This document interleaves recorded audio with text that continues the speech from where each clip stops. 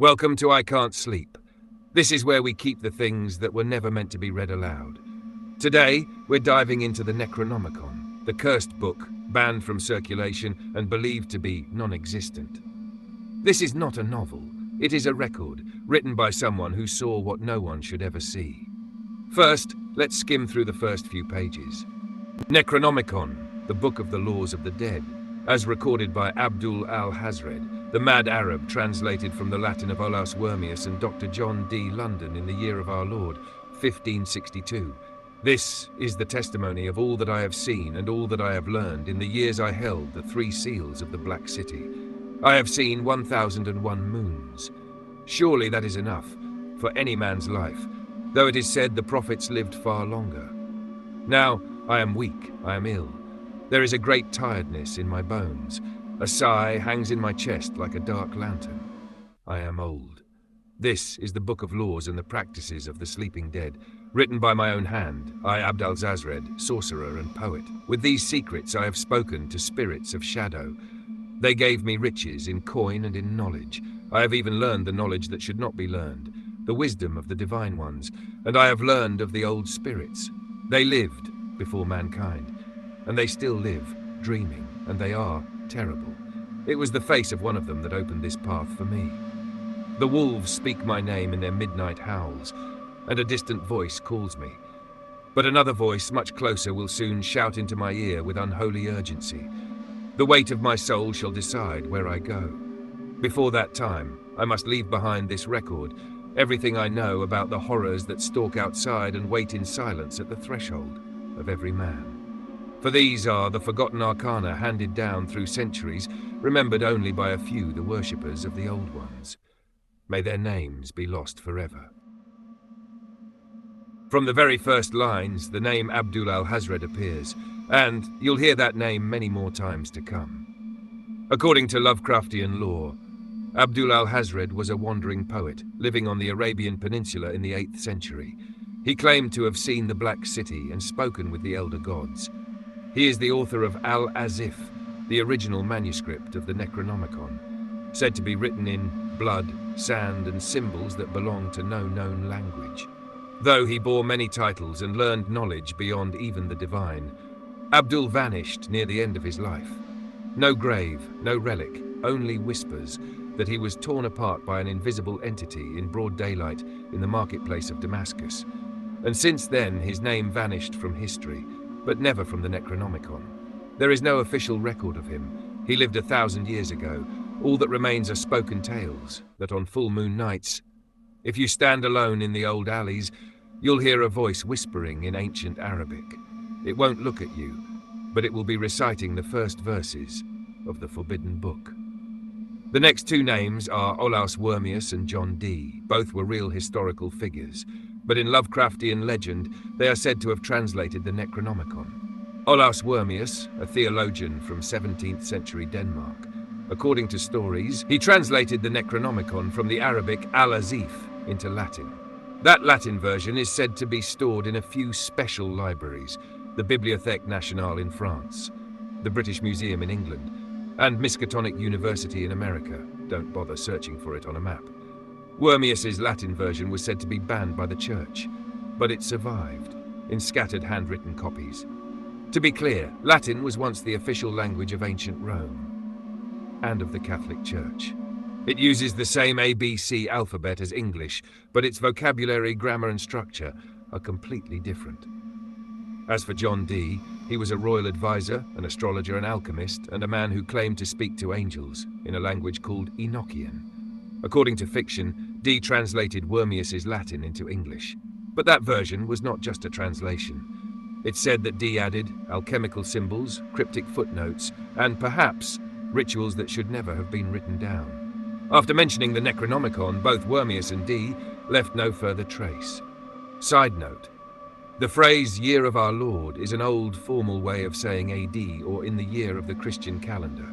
It appeared in medieval and Renaissance European documents. It adds a sacred, solemn tone, like a blood oath sealed in time. Next is the phrase, 3 seals of the Black City. Not decoration, not empty symbols. They exist to survive. The first seal, the Elder Sign. the seal of protection used to ward off ancient entities like Cthulhu or the Shoggoth. There are two known versions. One is a 5-pointed star with an eye at the center, the other a curved branch, said to represent the elder gods. The second seal, the gate sign, the seal of opening, used to tear through space or form summoning circles. Shape, usually a spiral or an off-center rune, sometimes drawn with blood, ash, or sacred salt.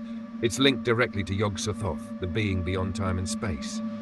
And finally, the sign of Kish, the seal of bonding, used to forge pacts and guard against betrayal by spirits, entities, or something that has no name. Its origin? Ancient Mesopotamia. Kish was a real city-state of the Sumerians. This seal can be carved into rings, pendants, or drawn directly onto the forehead during rites. As for the Black City, a place repeatedly mentioned in the most cursed of texts, some theories suggest it is Iram, the city of pillars, a place cursed and buried in the Rubal Khali desert.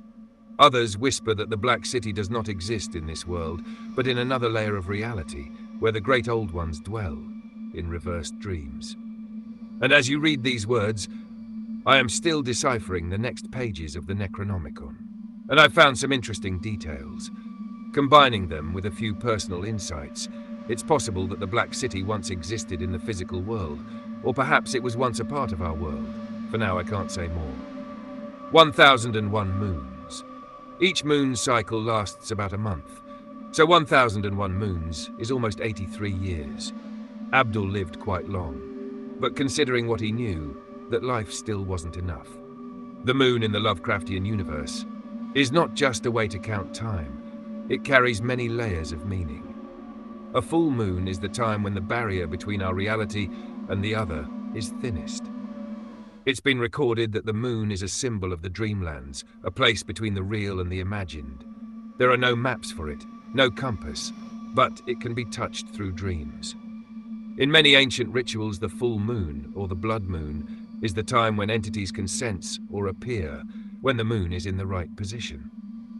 And in the dream cycle, creatures like the night gaunts or moon beasts do not dwell beneath the moon, but on the other side of it. Prophets, the ones who see. At first glance, it's a simple word, but the more you try to explain it, the more it slips through your grasp. In Lovecraft's world, a prophet is not just someone who glimpses the future. They are the ones who have seen what no one should see, the ones who have heard and cannot forget.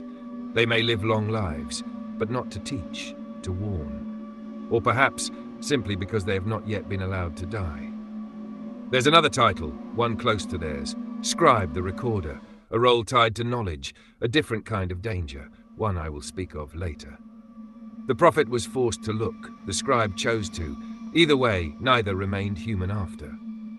And now, in the lines of sorrow that follow, Abdul names those whose names were never meant to be spoken. Ancient spirits, spirits of shadow, old ones, all different ways to refer to beings far beyond human understanding. But they are not always the same thing. Ancient spirits, beings that existed before mankind, possibly great old ones or forgotten elder beings. Spirits of shadow, those who whisper from beyond reality, contacted through ritual, blood, and sometimes dreams. Old ones, a vague title, sometimes used for anything that should not exist. And yes, I know someone will ask, how are the old ones different from the great old ones? Here's the answer. Old ones is a general label. Great old ones are a specific group, like Cthulhu, asleep beneath the ocean yet dreaming of all of us.